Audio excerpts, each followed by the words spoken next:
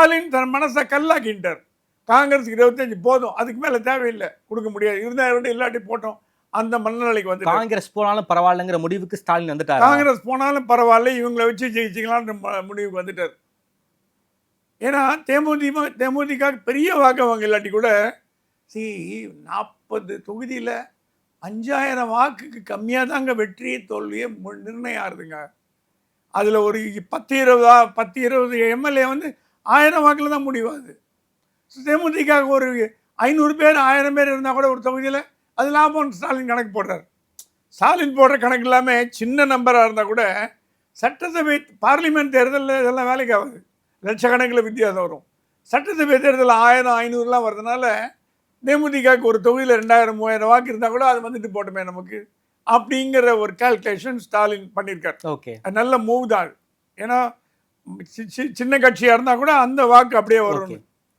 Plus தேமுதிக வாக்கு பிரேமலதா சொன்னாங்கன்னா டிஎம்கேக்கு வந்துடும், அது ஒன்றும் பிரச்சனை இல்லை. ஓகே, ஏவாவையில் நான் ஜெயிக்க வச்சு காட்டுறேன் எல்லாரும் தரோம், நான் எல்லாம் ஜெயிக்க வச்சு காட்டுறேன், அது என் பொறுப்பு, விட்டுருங்க கிட்ட, நீங்கள் அதை பற்றி பேசாதீங்க, நீங்கள் மற்ற வேலையை ஆரம்பிங்க.